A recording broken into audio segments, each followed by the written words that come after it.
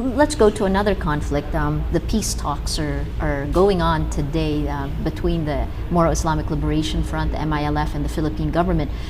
It's been going on for 14 years. Both panels now, actually, the panel heads say that they're cautiously optimistic. How do you see the talks going? I'm a natural-born pessimist. To me, the glass is half empty, cracked, leaking.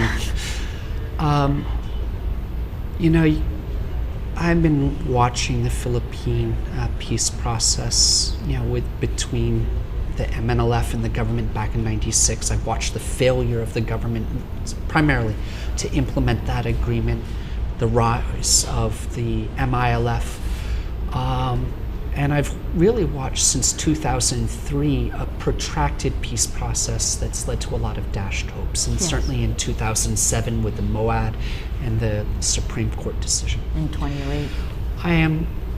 All that said, and I have every reason to be a real pessimist with this peace process, I'm going to say I actually am cautiously optimistic that they're going to come to an agreement by the fall for a couple reasons.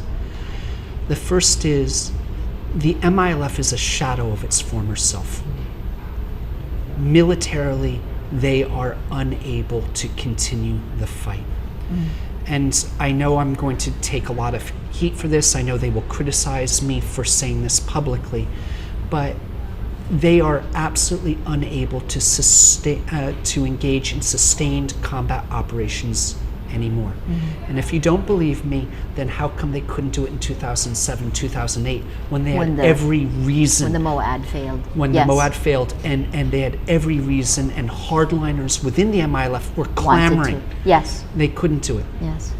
And the second reason that I'm optimistic is that the chairman of the MILF, Murad, is not getting any younger. Yes. And he has staked his entire reputation since assuming the chairmanship of the MILF on this peace process. And this is his legacy. And if he cannot deliver now, we've got real problems. Yes. Any analyst who has really studied the MILF organization will kind of look and say, who's next? Yes. Who is the next generation of leaders? We don't know. Yes. I mean, it's really, I've studied the MILF for 12 years now. I look and I'm really hard pressed to find people that have the gravitas, that have the broad base of support that could assume the leadership and deliver. On the Philippines side, I am cautiously optimistic because expectations are so low. For the first real 2 years of the Aquino presidency, almost no effort went into the peace process. He had pressing domestic issues with the impeachment, going after GMA. These were important things that he staked his legacy on. And it really seemed to me in the first 2 years that he looked at Mindanao and said, this is a quagmire. I am not going to fix it, or I'm not going to expend the necessary political capital now. Since he's accomplished goals on the anti-corruption front, now he might have the political capital. And he might have the support of the Supreme Court, and he might now have the support of critical members of Congress to actually push through this. Now, that said, he is offering, his negotiators are offering much less than what was on the table in 2007. And they have tried to really figure out what didn't fly with the Supreme Court then. What's going to work now? What is acceptable? And the MILF is so much weaker now that they're going to have no choice but to sign. Interesting. Will both sides have the ability to implement a peace agreement? I think this is a real double-edged sword for the Philippine government. On the one hand, that MILF is so much weaker now than they were in 2007, than they were in 2003, than they were in 2000. Right. That, yes, they are going to get less at the table, but the question of whether the MILF is actually able to implement things on their side, that's a much greater question. You know, they've been talking the talk for years about building up the human capital so that they could actually implement and govern themselves, not make the mistakes of the MNLF. And I'm not sure they're there yet. The MILF has not shown that they are ready to actually govern. Interesting. They have not shown any indication right now that they are ready to make the transition from a guerrilla force to a civil administrative force, something that can deliver public services, an organization that is going to transform itself into a political party. They better start thinking about this really hard. Well, to be devil's advocate, though, the MILF for a long time, though, acted as a de facto government in many ways. Yes, they did. Right? So they did, and they had many opportunities to continue to develop this. Yes. And you know what? They just didn't. You know, they had a skeletal shadow government in the countryside. But if you really honestly looked at the public services they offered, it was really skeletal. Yes. And they never developed a real political arm because they always said, we want to stay separate from democratic politics in the Philippines because they're too corrupting. Yes. But you know what? They're going to have to start to do these things now. How do you see the MILF and the MNLF coming together? I mean, I don't.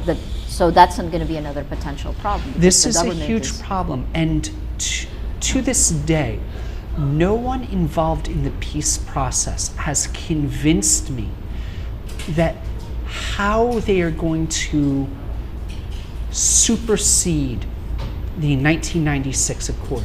You cannot have two separate legal documents over the same territory, over the same people. Right. Well, one of the things that they've done is they've tried to get the MNLF, Nur Miswari, I think they tried to do another agreement in Libya to try to get the OIC. Is it Nur Miswari? Correct. Is it Musema? Yes. You know, and I'm sorry, Nur Miswari is a spent force, and he has proven completely inept. People have a romantic attachment for what he did in the 70s and 80s. Right. But the guy was completely incompetent. So if this is the case, do you think that this is turning into a law and order problem? I mean, where is the revolutionary force and where does it become a criminal act? This should be a primary concern, and I think the government better put in place a real strategy for thinking about what happens to MILF combatants who are not going to join the peace process, who are going to become their own splinter groups. What happens? Is there a plan for DDR? Are we going to absorb MILF combatants into the AFP, army. into the PNP? Yes. Which the MNLF tried to do and didn't really. And didn't, just a fraction of what they expected. What's going to happen to the large MILF arsenals and caches of weapons? We have the potential for a real law and order problem in the southern Philippines. I hope the MILF are going to try to live up to their obligations. They've always said they were going to, but do they have the capacity to? Potential flashpoint. Two JI leaders, Marwan and Mawia, are in central Mindanao in MILF territory, and this has been mapped by both the Filipinos and the Americans. The Ad Hoc Joint Action Group is looking into it now. What do you make of this? I mean, this is a flashback to the past in a strange way. The MILF kicked them out in 2005. Now they're back in their area. What kind of kink in the machinery can this throw? The kink in the machinery is that the government cannot publicly link these two to MILF. The MILF, for the sake of the peace process, they've got to create some sort of distance, but you know, And there may be some distance, right? It may be that they're there because of sanctuary, or we should not assume that the MILF is the monolithic organization that it was in 2000. Correct. The sheer number of clan wars within the MILF, you know, that they cannot even police themselves. So, you know, I said before, I say it again, the MILF is so much weaker than it used to be. Yes. And I think we see this in so many different ways. I'll ask you a last question on the Philippines since you're here. How do you see the Philippines doing today? The growth certainly in the Philippines, the economy is doing very well. That's gratifying. There are still too many distortions in the economy. It is, in some ways, I find the consolidation of wealth and power in the Philippines is troubling. It still fares very poorly in Gini indexes that measure inequality. Too much of the development is predatory, and there's just no other way to describe it than that. You kind of hope that things are trickling down from Manila, from Makati, down to the provinces, and they're starting to. The Philippines has always been buoyed by the sheer number of OFWs. Yes.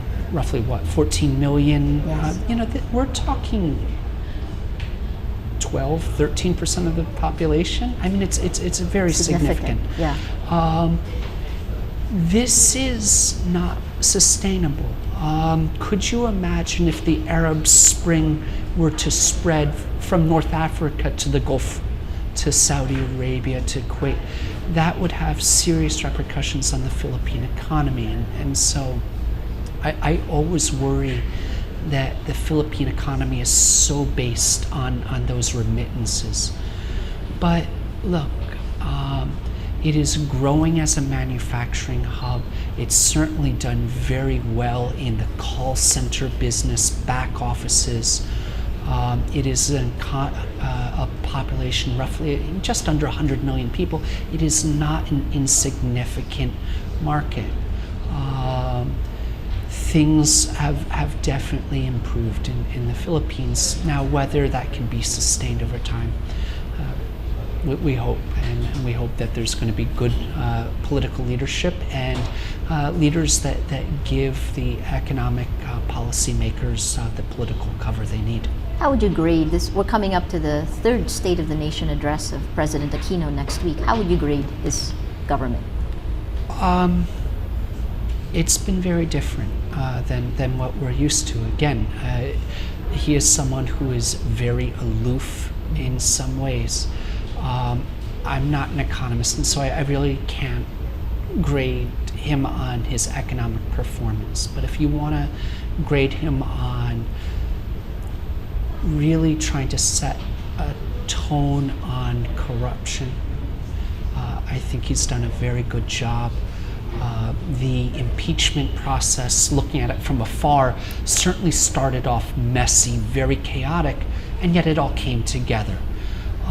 The building up of cases against former President Arroyo is important. I imagine perhaps they will move on to the first gentleman, Mike Arroyo. But it's got to be more than that. Yeah. You know, for his legacy, it's really got to start to go after corruption within the legal sector, in other sectors of the economy. So on that, I think he gets good first marks. Can he sustain it? Fantastic. Great. Thank you, Zach.